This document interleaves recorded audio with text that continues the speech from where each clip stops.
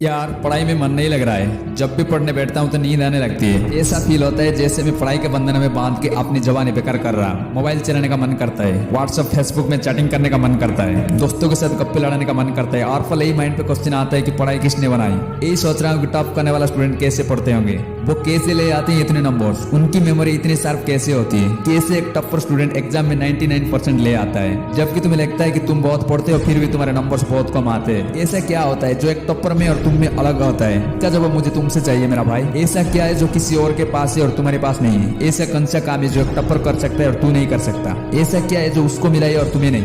Deep से सोचने बैठोगे तो बहुत जवाब मिलेगा मेरा भाई। सबसे पहले कि तुम में और एक टप्पर में बायोलॉजिकली कोई डिफरेंस नहीं है। तुम्हारे बॉडी भी उसी तरह वर्क करता है जैसे उनका करता है। तुम भी सोते हो और एक टप्पर भी सोता है। तुम भी मोबाइल यूज करते हो और वो भी। उसके पास भी वही सिलेबस है, टाइम है, मौसम है और तुम्हारी तरह अंधेरे में ना पड़ने वाले आंखें हैं। तो फिर डिफरेंस किस चीज का है? डिफरेंस तो टाइम और प्रायोरिटीज का, यानी बहुत और प्राथमिकता का। एक टप्पर को पता होता है कि कौन सी चीज को यानी कौन सी काम को कब और कितना टाइम देना है। जैसे अगर मुझे पता है कि मोबाइल यूज करने से मैं अपने काम से डिस्ट्रैक्ट हो जाऊंगा तो मैं उस जरूरी काम को पहले निपटाऊंगा और मोबाइल का मैसेज बाद में चेक करूंगा। तुम्हारा मकसद सिर्फ पढ़ना होता है, रोटना होता है, नंबर्स लाना होता है, जबकि एक टप्पर का मकसद सिर्फ पढ़ना कभी नहीं होता। उसका मकसद कुछ और होता है। पढ़ाई तो सिर्फ एक माध्यम होता है जो उसको उसकी मंजिल तक पहुंचाने का लायक बनाता है। इसलिए उसको पढ़ते टाइम नींद नहीं आती है, क्योंकि उसको पता होता है कि वो सिर्फ पढ़ने के लिए नहीं पढ़ रहा है बल्कि कोई बड़ा काम करने के लिए, अपना नाम करने के लिए पढ़ रहा है। और यही बात उसको मोटिवेट करता है। और क्या डिफरेंस होता है एक टॉपर और एक एवरेज स्टूडेंट में? टॉपर कभी भी रटता नहीं है, वो चीजों को यानी कंसेप्ट को समझता है, उनको प्रैक्टिकली वो अप्लाई करता है, इसलिए वो पढ़ा हुआ चीज को कभी भूलता नहीं। सोचो,